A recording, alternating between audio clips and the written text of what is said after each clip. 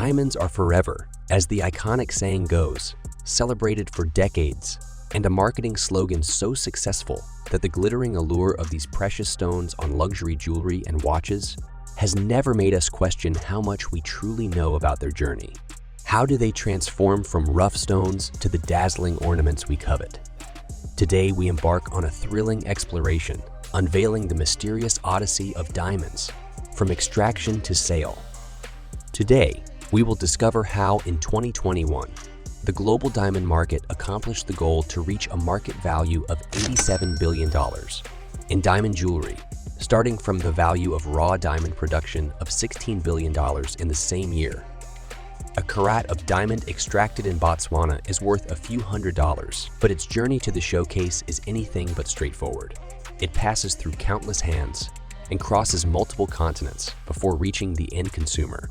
At each step, every player handling the diamond adds a markup to the stone.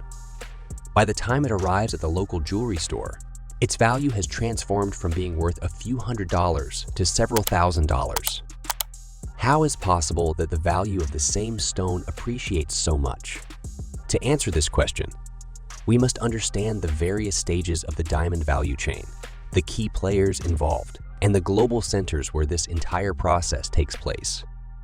Let's start with an overview of the value chain.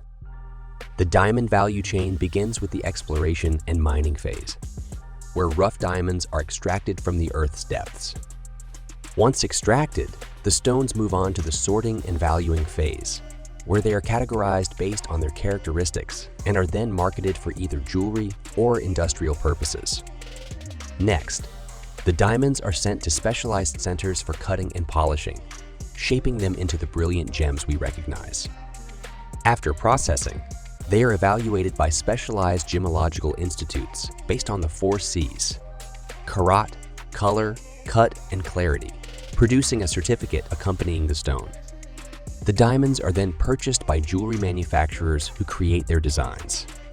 Finally, these creations are distributed to retail stores where consumers can purchase them. It's crucial to note that diamonds pass through various intermediaries and specialized companies throughout the production cycle, contributing to the increase in their value. Let's delve into the first phase of the diamond value chain: mining and exploration. The journey of diamonds begins with their extraction, employing 2 methods to find these precious stones. The most traditional and widespread method is mining, where diamonds are found beneath layers of soil. There are open pit mines and underground mines, with the latter being more complex, requiring the creation of deep tunnels reaching the coveted diamond veins. The less common method is the extraction from alluvial mining deposits, where diamonds are directly extracted from riverbanks and riverbeds. These areas tend to be fragmented amongst many different operators because they can be dispersed over many hundreds of square kilometers, and they originate close to rivers coming from areas with great density of diamonds. But where in the world are diamond deposits concentrated? Russia hosts the largest diamond reserves globally, with an estimated 600 million carats awaiting extraction in 2022. Following Russia, several African countries, such as Botswana, Congo, and South Africa, hold significant diamond deposits. It's essential to highlight that not all diamond-rich areas are active mining sites. Only deposits justifying the necessary investments for infrastructure are operational. Moreover, industry experts contend that all economically viable deposits are already operational.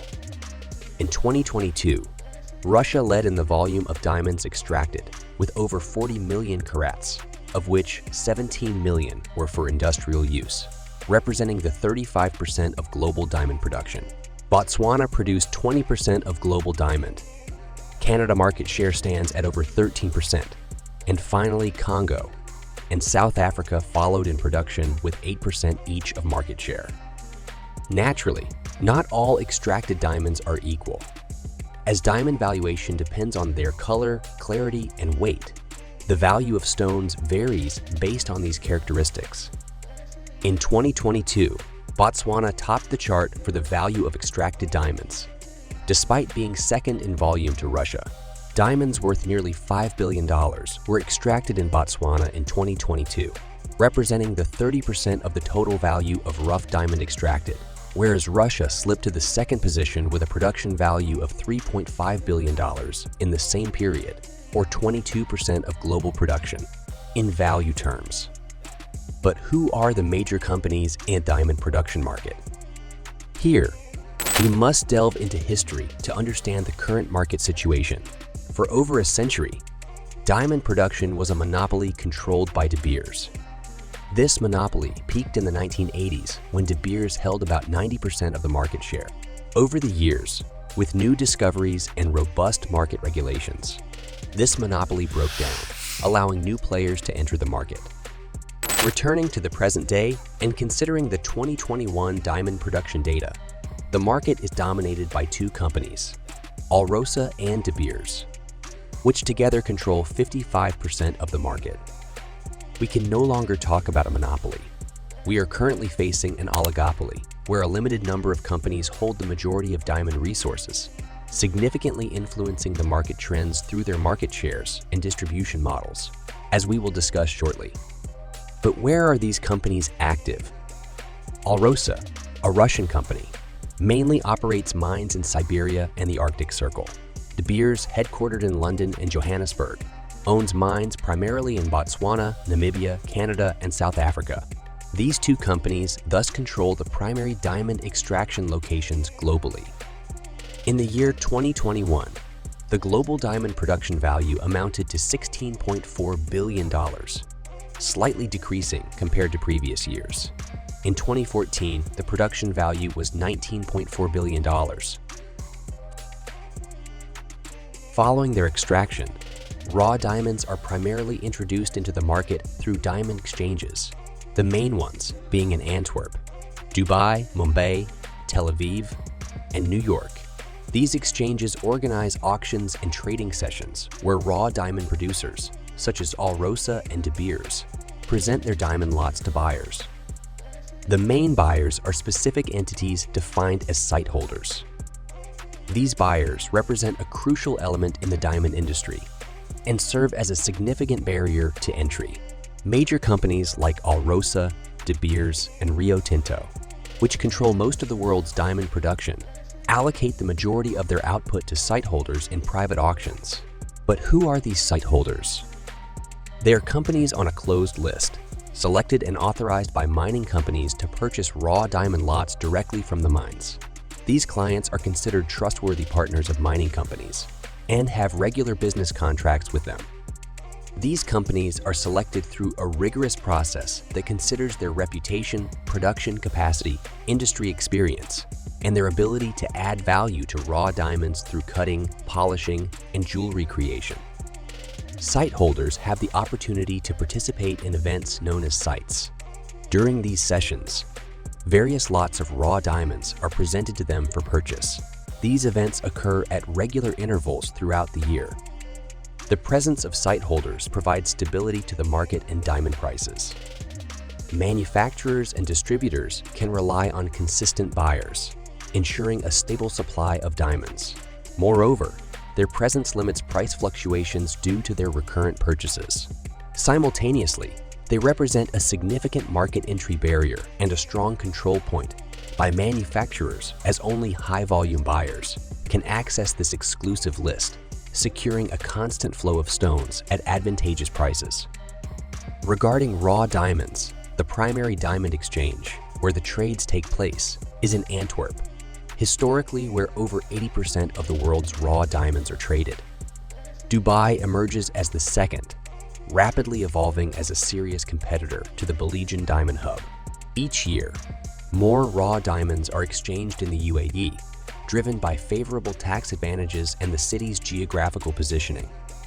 Dubai lies halfway between large production facilities in Africa, the continent richest in extraction centers, and Surat in India. Speaking of Surat connects us to the next phase of the diamond value chain, cutting and polishing. The practice of cutting and polishing diamonds is an ancient and sophisticated art that transforms rough diamonds into brilliant, sparkling jewels. This process involves skilled artisans known as sartors who use specialized equipment and advanced technologies to shape diamonds. Surat in India is one of the leading global centers for diamond cutting and polishing, with artisans working on a wide range of diamonds, from the smallest to the most precious. This practice has made Surat a significant player in the international diamond trade, exporting high-quality jewelry worldwide. Surat handles over 80% of the world's raw diamonds, creating another bottleneck in the market. Other important centers globally for diamond processing include the more traditional hubs of Antwerp, Tel Aviv, and New York. These centers are still important for the added value they provide through knowledge and experience in large-sized and high-quality stones. The value of polished diamonds in the year 2021 amounted to $28 billion. Unlike the production value, which has slightly decreased in recent years, the value of diamonds after processing has been steadily increasing. In fact, this market has grown by over 50% since 2009. After diamond processing, they undergo a certification phase where specialized gemological centers assess the stones. Diamond valuation primarily occurs in international diamond trading centers, where expert gemologists carefully examine each diamond's characteristics to determine its value. These experts consider the 4 C's: karat, color, clarity, and cut, along with other features such as shape and fluorescence. Key players in the diamond valuation sector include globally renowned valuation and certification companies. Some of these key players are the Gemological Institute of America and the International Gemological Institute. After certification, diamonds return to the market and again enter diamond exchanges, where they are sold to intermediaries and jewelry companies. Companies like Tiffany, Cartier, Harry Winston, Bulgari, to name a few, purchase diamonds based on their quality. They then ship the stones to their production centers, where they create jewelry. Subsequently, the jewelry is distributed to stores and sold to the public. The value of the global diamond market was $87 billion in 2020, one showing growth over the last decade.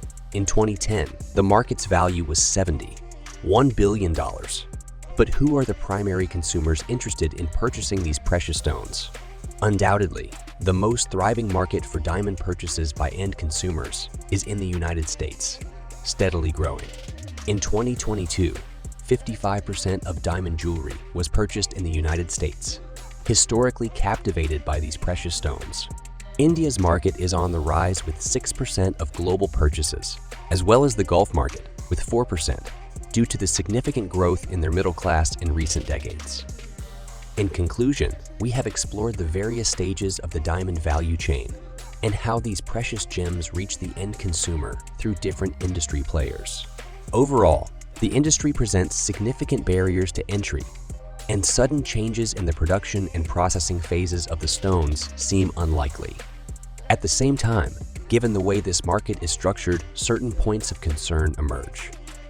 The diamond market operates on an international scale, with connections between companies from different continents. This factor represents a market vulnerability during periods of geopolitical instability, such as the current war between Russia and Ukraine, which has led to sanctions on Russian diamond production, a significant player in the market. Another point of concern is the growing relevance of lab-grown diamonds, posing a significant threat to the entire natural diamond value chain. This threat could potentially impact market players' profits and reshape the industry. Finally, the value of diamonds varies significantly based on market demand.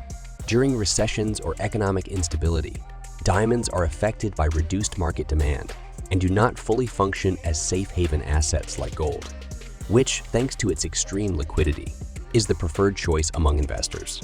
In this case, it becomes necessary to distinguish between diamonds below and above 1 carat, as the higher the stone's weight and purity, the less susceptible its valuation is to economic fluctuations, providing an alternative to gold as a safe haven asset.